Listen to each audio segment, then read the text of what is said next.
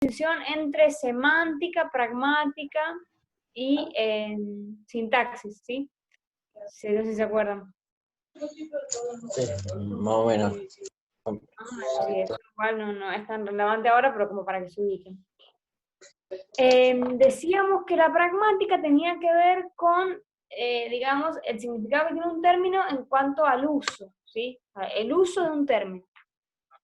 Entonces, un término X puede adquirir un significado específico a partir de su uso, ¿sí? Entonces, en realidad, la pragmática lingüística surge en el siglo XX y, digamos, hay como un contexto de dos teorías que hay que tener en cuenta.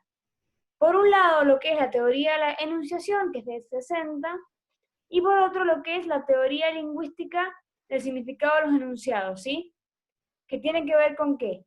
Con los hablantes, su intención y el contexto. Eso es un poquito posterior, ya sería de los 80.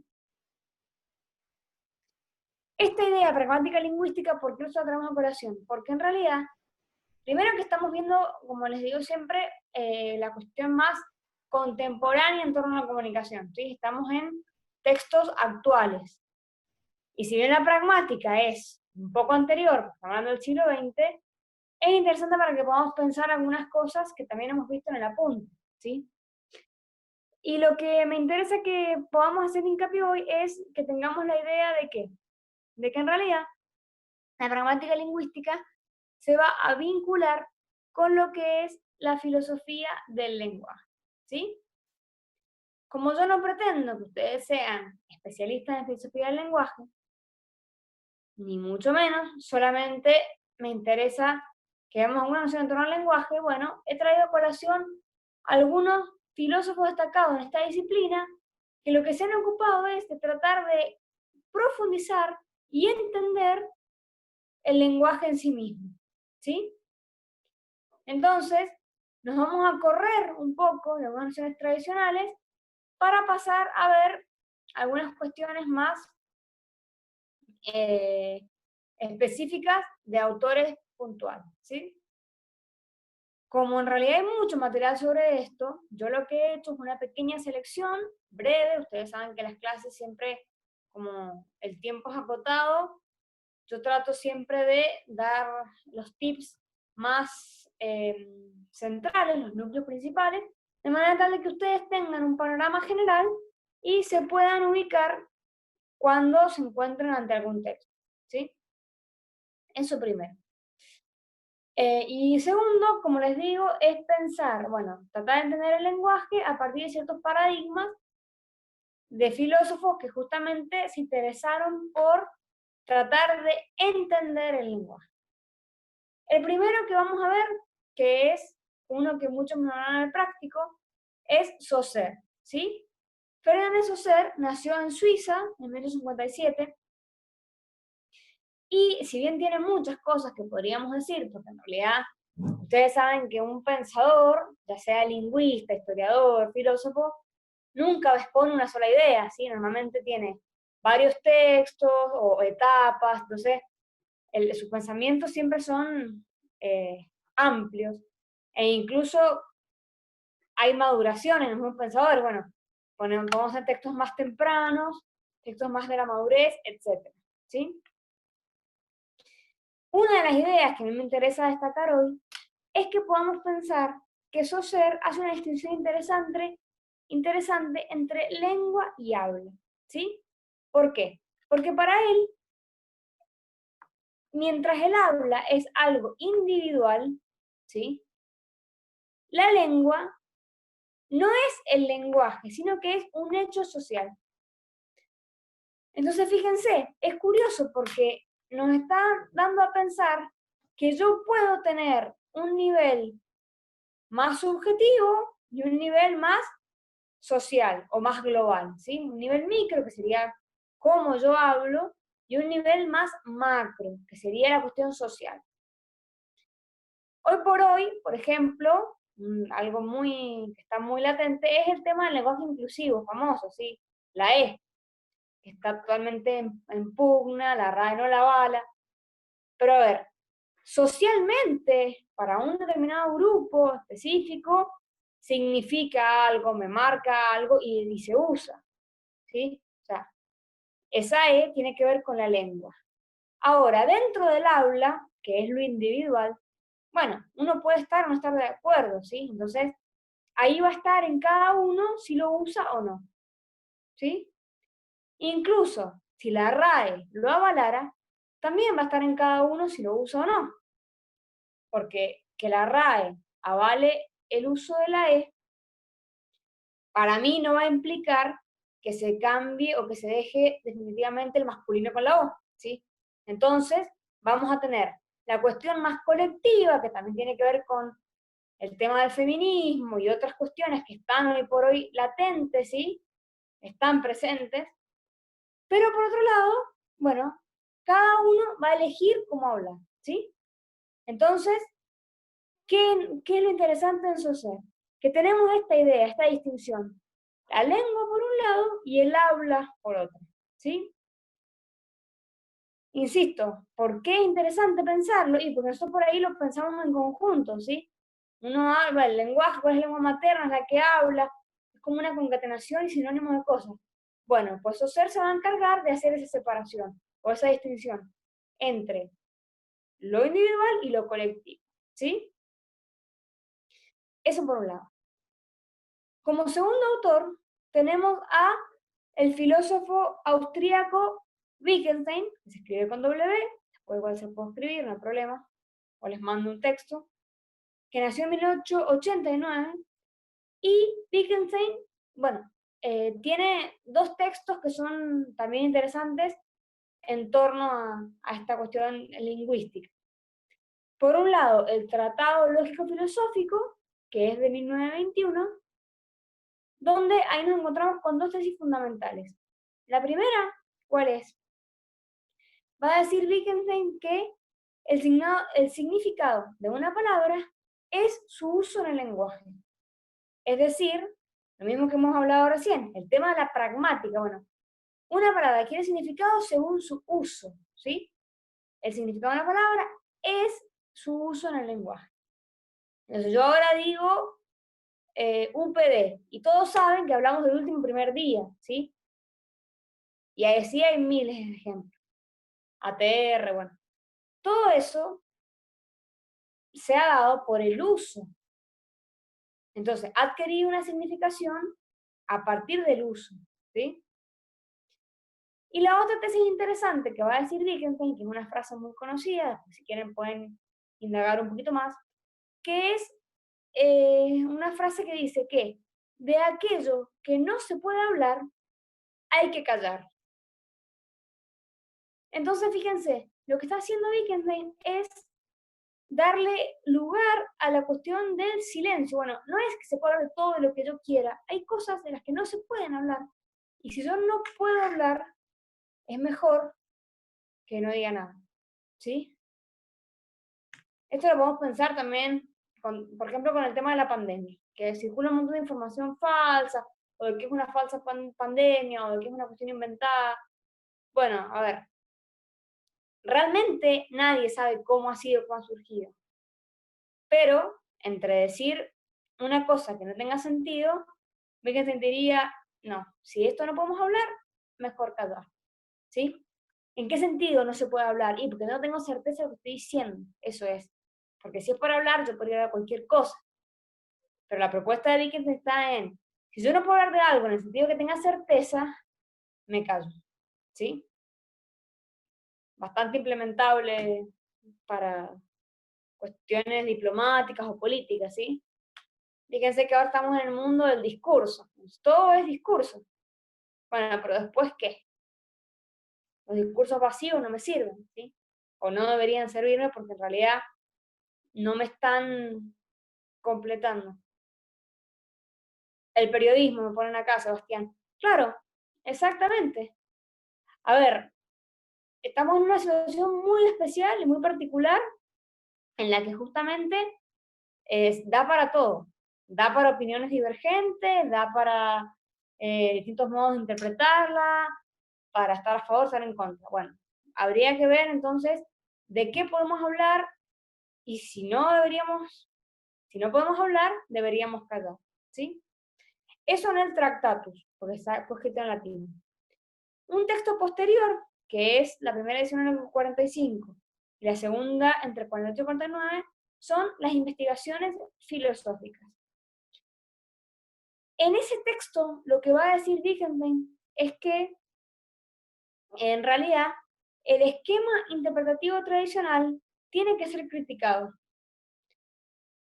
¿En qué sentido? Que me está apuntando a una crítica. ¿Por qué? Porque ese esquema interpretativo tradicional va a hacer referencia al lenguaje como un conjunto de nombres que designan objetos. Fíjense, nombres que designan objetos, o sea, el lenguaje solamente me sirve para enunciar cosas. Yo veo una silla y puedo decir, eso es una silla.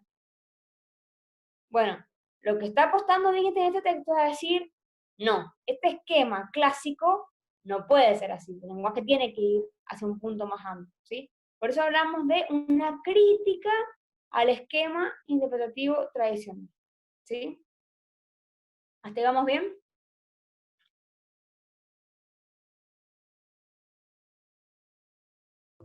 Sí, profe, lo voy siguiendo.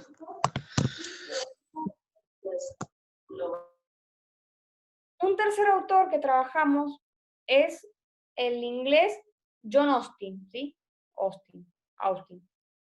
John Austin nació en 1911 y tiene un texto que se llama Cómo hacer cosas con palabras, que escribió en el 65,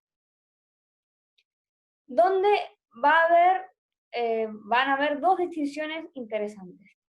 La primera es la idea de enunciado declarativo y enunciado ejecutante. Cuando yo enuncio algo, en el sentido de que declaro, eso puede ser verdadero o falso. Como en lógica una proposición puede ser verdadero o falso. Le puedo decir, hoy hace frío, mañana va a llover, todas esas son proposiciones, ¿sí? Bueno, Austin va a decir, los enunciados declarativos, que justamente me declaran algo, por eso su nombre, pueden ser verdaderos o falsos. Ahora, yo puedo tener enunciados ejecutantes también, que serían aquellos enunciados que se dicen mientras se realiza una acción. Y él los va a catalogar ya no como verdadero o falso, sino como va a utilizar los términos o los conceptos de feliz o infeliz, ¿sí? Vamos a los ejemplos para que se ubiquen. Cuando una persona de una religión bautiza a un bebé, ¿sí? Que le echa el agua y dice, otro que el nombre del Padre. Eso se hace, ese gesto y palabra es simultáneo. Mientras se echa el agua, se dice, yo te bautizo en nombre del Padre, se hace la cruz, ¿sí? Bueno, eso sería un ejemplo de enunciado ejecutante, ¿sí? Otro, cuando la doctora Polo, ¿sí? Dice, he dicho caso cerrado, mientras golpea el martillo contra la mesa, acá el escritorio, también sería un ejemplo de un enunciado ejecutante.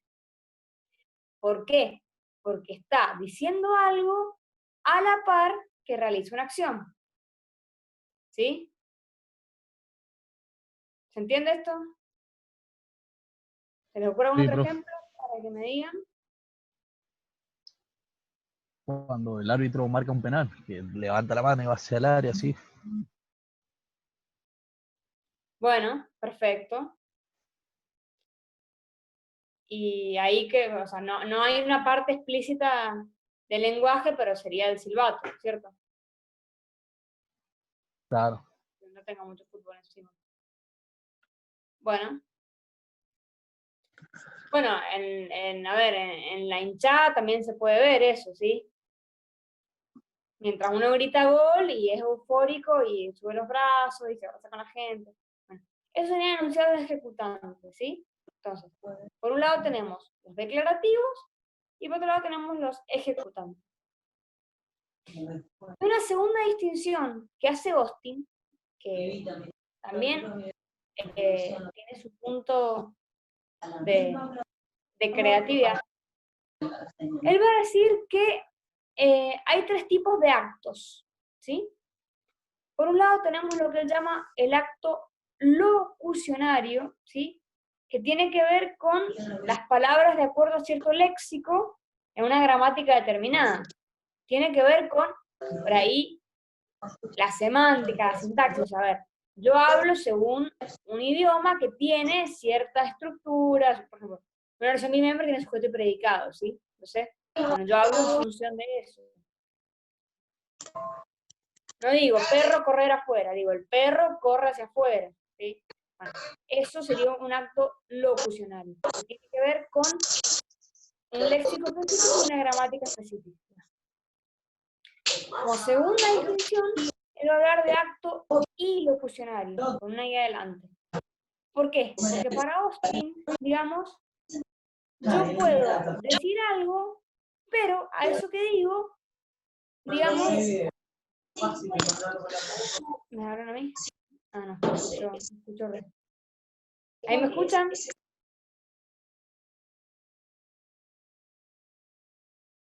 ¿Me escuchan ahí? Sí, profe. Ah, no, que como estaba, escuché voces, ahí está. Vuelvo a repetir. Entonces, tenemos por un lado lo que es un acto locucionario que tiene que ver con aquellas palabras que responden a una gramática, a un léxico, no sé, en cualquier idioma, tenemos eso en español, en inglés. El acto ilocucionario que nos va a decir Austin que cuál es la idea. Yo puedo decir algo, pero según la fuerza ilocucionaria que le dé, es cómo lo voy a encarar. Por ejemplo, si es una pregunta, si es un ruego, si es una información, si es un mandato. Todo eso son fuerzas ilocucionarias, ¿sí? Esta idea la va a retomar otro autor que vamos a ver enseguida. Eso como segunda instancia. Y como tercera instancia, Austin nos habla de actos o acto perlocucionario. ¿Qué quiere decir esto? Cuando yo digo algo y provoco en los demás ciertos efectos. Por ejemplo, convicción, asombro, engaño, ¿sí? Va a tener que ver con el efecto del receptor, ¿sí? El efecto que provoco en quien me escucha. ¿Hasta ahí vamos bien? Sí, profe. ¿Podría repetirlo? Es acto, ese se llama, el tercero se llama acto perlocucionario. ¿Que cuál es la idea? Tiene que ver con el decir algo y provocar efectos en los demás, en quien me oye.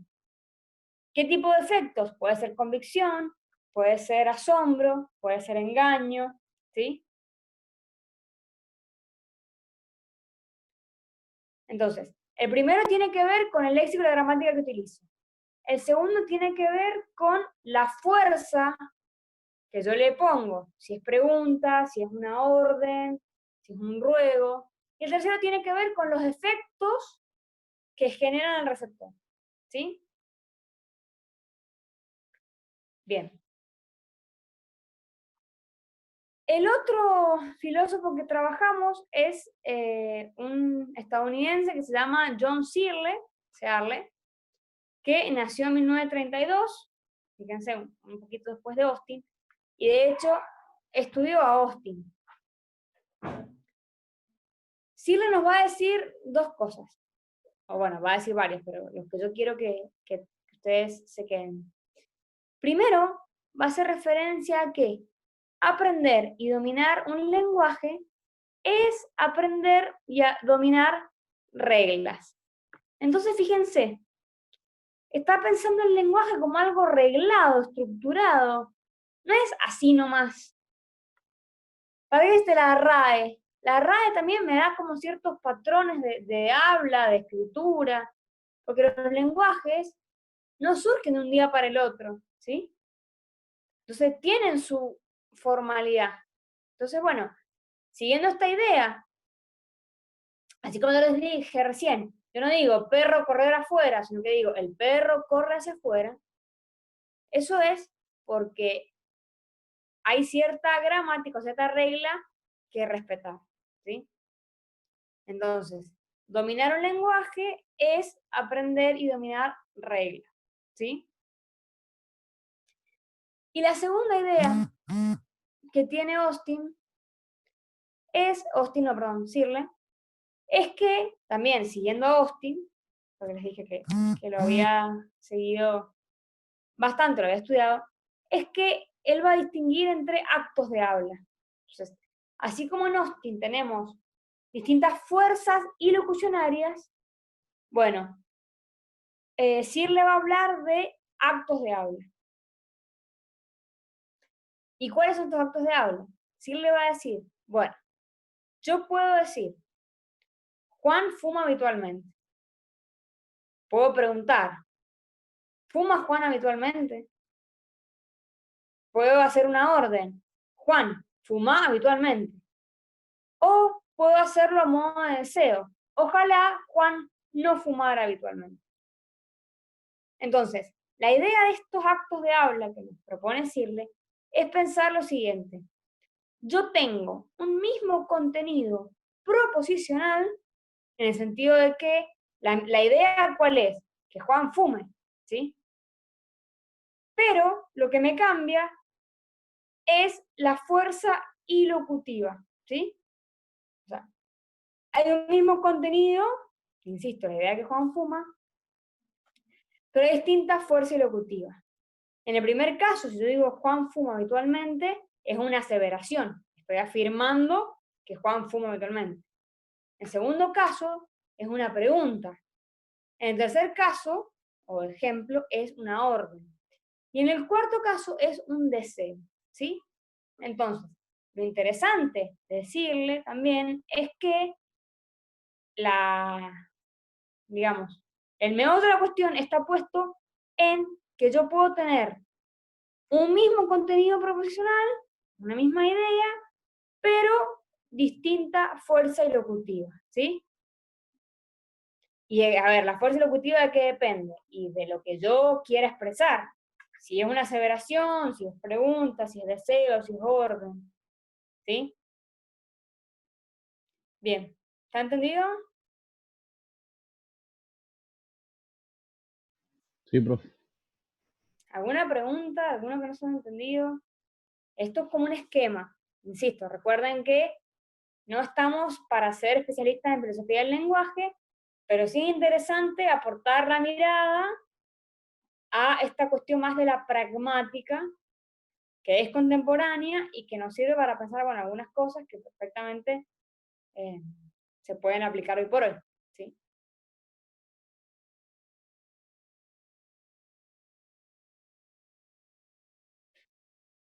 ¿Alguien quiere comentar algo? ¿Algún ejemplo? ¿Algún ejemplo quieren que repasemos? ¿Que nos han entendido alguna cosa? Fuerte y ¿Cómo? claro, quedó claro, profe. ¿Quedó claro? Ah, sí, ahí se los escribo. Sebastián. Los filósofos son Saussure,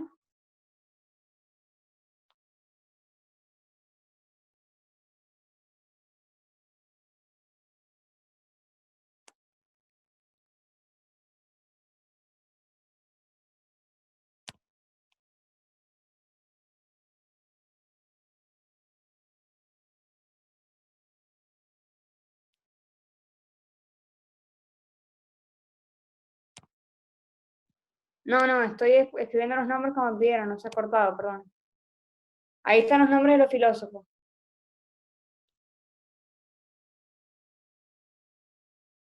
¿Y qué más me pidieron? Un ejemplo del último. Decirle. Pensemos otro ejemplo. No sé.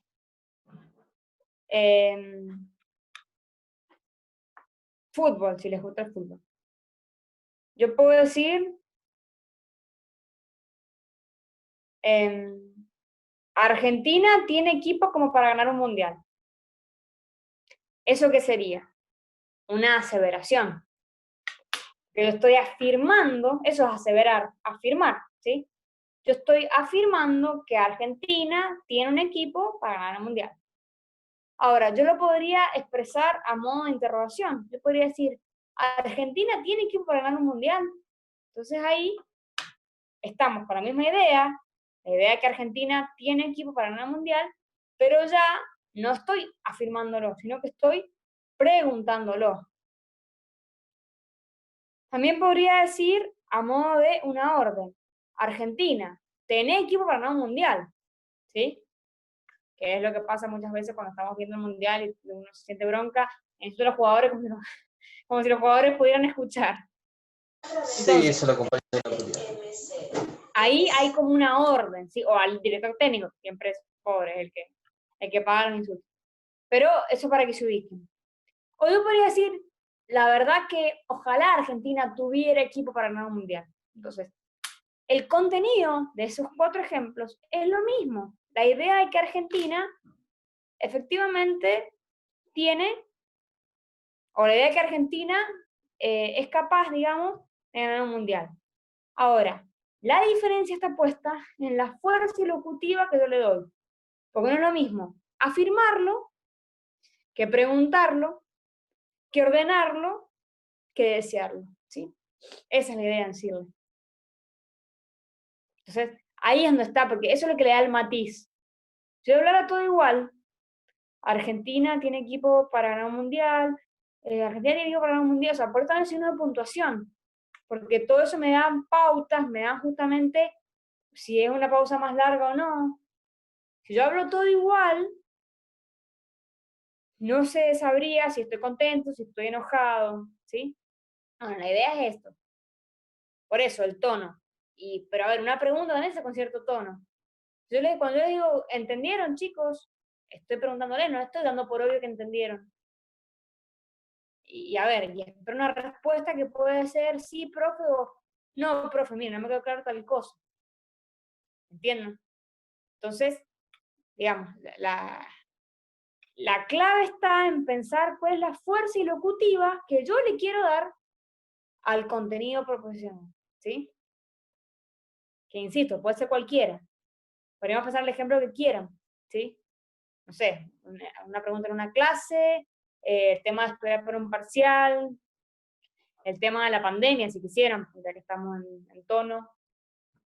Cualquier cosa que tenga un contenido, bueno, yo le voy a poder atribuir ciertas fuerzas ilocutivas, ¿sí? Esa es la idea. Ahora sí se entendió.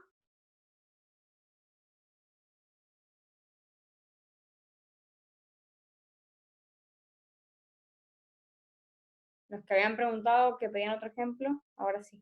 Sebastián, bien. Bueno, chicos, entonces, de mi parte por hoy estaríamos. La semana que viene ya veremos, bueno, un temita nuevo, ¿sí? Son temas cortos, ya saben. Y bueno, seguimos avanzando con el programa de la materia. Cualquier duda o cuestión que les haya quedado por ahí que no se entendiera o dando vuelta, me avisan y lo revisamos, no hay problema. Tienen mi celular, así que me pueden escribir. Gracias a ustedes por la paciencia. Esta hora ya, bueno, entiendo que ya están cansados de venir de más clases, así que, bueno, que terminen bien. Que tenga buena semana, Saludos a todos, profesor. nos vemos la semana que viene. Nos vemos, profe. Chao. Chao, chao. Profe, ¿qué es?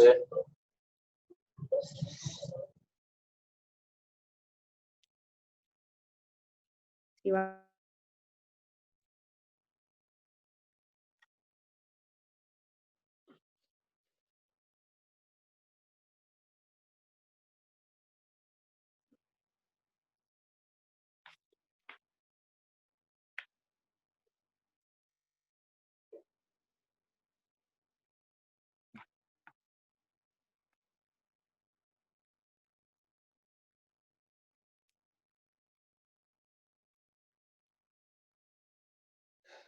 Bien.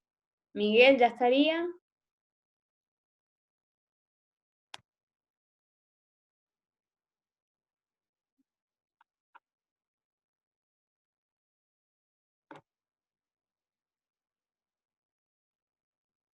Bueno. Salgo entonces, yo también.